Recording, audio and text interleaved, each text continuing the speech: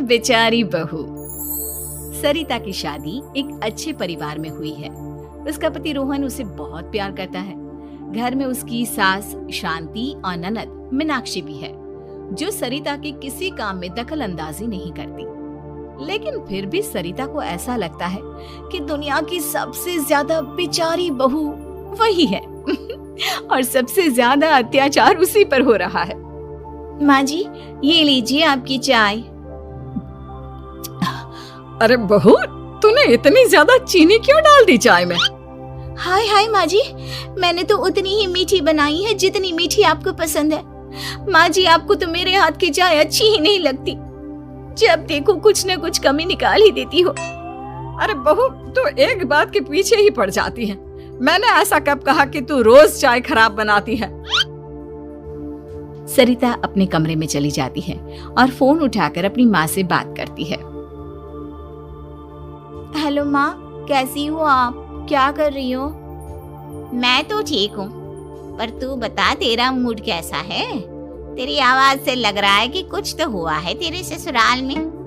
अरे क्या बताऊँ माँ, यहाँ तो हर समय मेरे साथ बहुत बुरा व्यवहार होता है। मैंने अपनी सास के लिए इतनी अच्छी चाय बनाई, लेकिन मेरी सास चाय पीते ही मुझे 4 बातें सुना दी। बेटी, तू इतनी छोटी छोटी बातों पर ध्यान ही क्यों देती हो?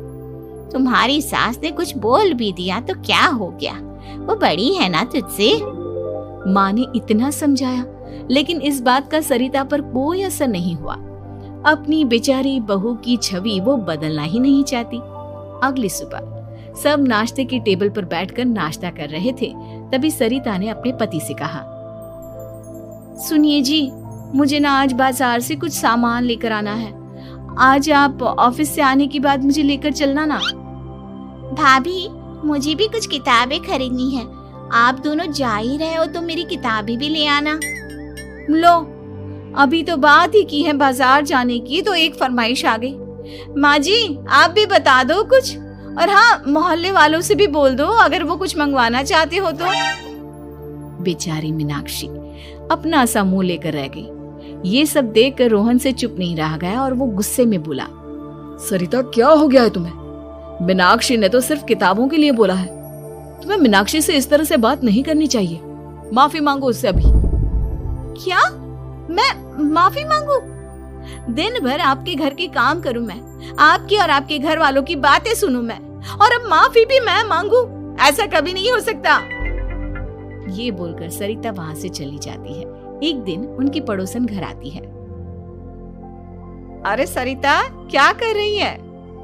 और क्या करूंगी भाभी जी, बस घर का काम ही कर रही हूँ। आप बताओ कैसे आना हुआ? अरे मैं तो तुम्हारा हालचाल पूछने आई थी, लेकिन तुम तो बिजी लग रही हो। कोई बात नहीं, मैं बाद में आ जाऊंगी। और क्या करूँ भाभी जी, जब से शादी होकर आई हूँ ना, बस काम ही कर रही हूँ। और इस घर में ना कोई मेरी कदर नहीं करता। पति है जो बस घर से ऑफिस, ऑफिस से घर। ननद को तो कॉलेज से फुर्सत नहीं। बची सास तो उनका सारा समय मेरी गलतियां निकालने में लग जाता है। अरे ये क्या कह रही हो सरिता? तुम्हारी सास तो पूरे मोहल्ले में तुम्हारी तारीफ करती फिरती है कि तुम बहुत अच्छी हो, पूरा घर तुम्ही ने संभाल रखा है। हाँ तो क्या हुआ, इसमें गलत क्या कहती है? सच्ची तो कहती है। मेरी मर्जी के बिना इस घर का पत्ता भी नहीं हिलता।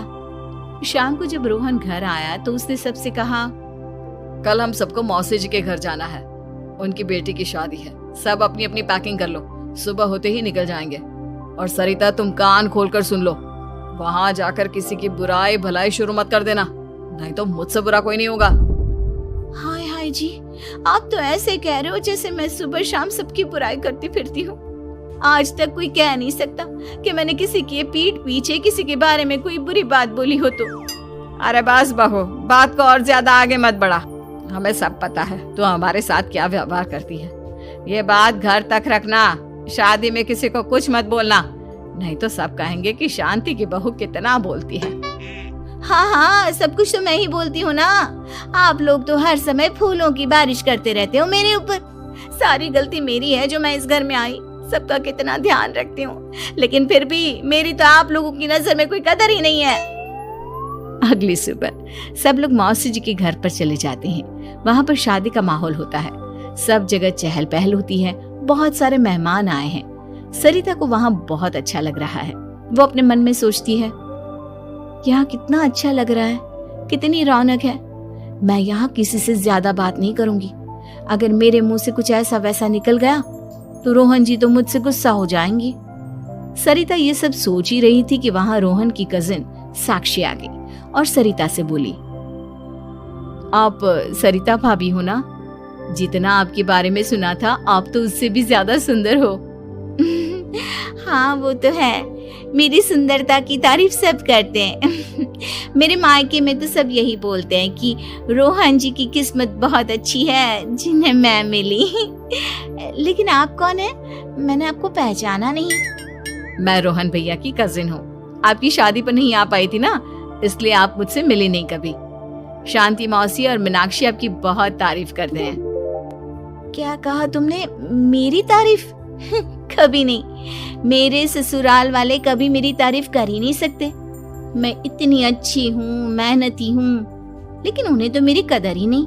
सारा दिन घर का काम करती हूँ, फिर भी मेरी सास ना मुझे सुनाती रहती है और पति भी मेरी सास की साइड लेते हैं। ना कभी बाहर ले जाते हैं, ना कहीं घुमाने।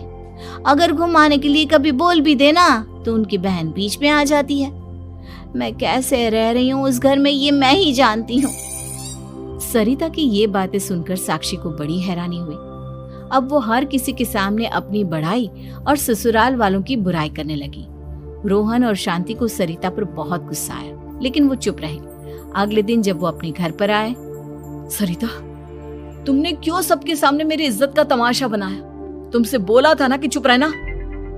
अजी ऐसा भी क्या कह दिया मैंने जो इतना भड़क रहे हो? तुम जहाँ जाती हो अपना रोना शुरू कर देती हो, कभी किसी दूसरे की बात ही नहीं सुनती, बस अपनी कहती रहती हो।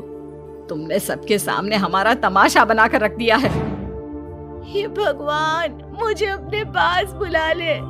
जिस घर में मेरी कदर ही नहीं उस घर में मेरा क्या काम? अरे क्या करूंगी मैं यहाँ रहकर? जो भी आता है मुझे सुनाकर चला जाता है। मैं तो किसी से कुछ नहीं कहती। सीधी सादी बहू मिल गई है ना सबको, तो जो जी में आए वो करो। सरिता ने अपने आगे किसी को कुछ बोलने ही नहीं दिया और उस दिन भी उसने सबके सामने खुद को बेचारी बना ही दिया। अगले दिन मीनाक्षी कॉलेज के लिए लेट हो रही थी, इसलिए वो हर काम जल्दी जल्दी कर रही थी। अपना नाश्ता लेने किचन में गई और पतीले में रखे गरम दूध को गिलास में डालने लगी। दूध का पतीला उसके हाथ से छूट गया और गरम गरम दूध उसके हाथ पर गिर गया। ओए माँ, हाय मेरा हाथ, माँ मेरा हाथ जल गया। मीनाक्षी की आवाज सुनकर सरिता दौड़ती हुई आई। ये क्या किया तुमने? तुम्हें नाश्ता चाहिए था तो मुझसे बोल देती, मैं क्या